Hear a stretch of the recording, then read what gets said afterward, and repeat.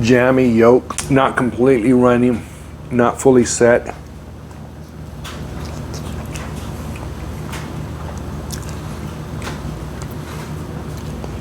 That avocado is super creamy. The yolk is rich and decadent, very satisfying, silky texture. You can do this at home. Stop making eggs wrong.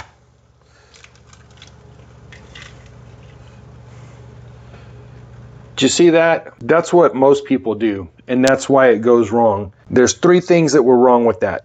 The water was too hot, I've dropped the egg in from too high, and finally your eggs aren't fresh enough. Let's clean up this mess. Start over. And when you remove the egg, make sure you use a slotted spoon. If not, whenever you pick up your egg, you're going to also drop a lot of water in there. Here's the egg that we just dropped in. You still got a runny yolk. It's not the end of the world, but you can control the whites a lot better. You see how it got blown out all around here? All right, so first thing, your eggs. For poached eggs, fresh is everything. The fresher the eggs, the tighter the whites are. The older eggs, they have whites that have broken down and they just spread out in the water. Farmers market eggs, backyard chickens, even better. Next, your water. We want it around 180 degrees. That is a gentle simmer. You can barely see some bubbles coming up. It's kind of talking to you, but it's definitely not at a high boil. The rolling boil will tear the egg apart. Vinegar, just a splash of vinegar in there will help the egg whites to set. You put too much, your egg's going to taste like a pickle. We don't want that. But the vinegar will help those egg whites to coagulate faster and hold the egg together. Professional kitchens always do this. Get that water spinning into a vortex and we're going to drop our egg right in the center. But first, what we're going to do is we're going to crack our egg into a little bowl, a ramekin. Now, the reason we do this is now we don't have to mess with that shell. Let's take our spoon. This is the same spoon we're going to remove that egg from.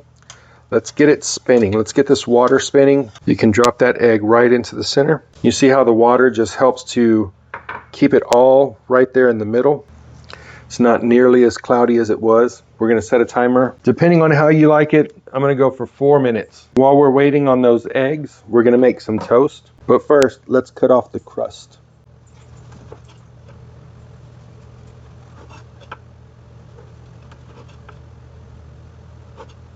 Now we can place our bread in the toaster. And as you can see, the eggs are starting to firm up. 3, 2, 1. There's our timer. There's our egg. You can kind of feel the yolk and see if it's where you want it. I think that looks pretty. We'll wait a couple of seconds. Let this one come off. Our toast is ready. So now let's get our plate ready. We'll set our toast out. We'll get our avocado. Go ahead and make some slices. We'll grab a spoon. Let's get a little salt, a little pepper. Let's clean up the plate a little bit. Now we can lay our poached eggs onto our toast. Oops, that was a little bit slippery. This guy wants to slide off. We'll flip him over. Oh, well, we can tell that we've got a runny yolk there. All right, guys, let's take a bite.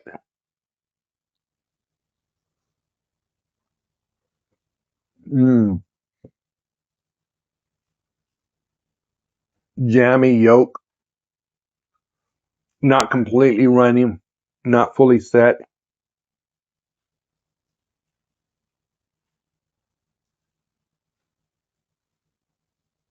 That avocado is super creamy. The yolk is rich and decadent, very satisfying, silky texture.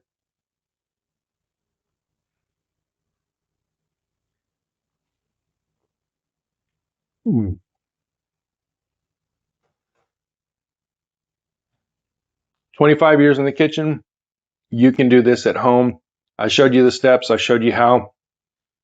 Here's to good cooking. Thanks for tuning in, and we'll see you soon here at the Chef's Backyard. Peace and love.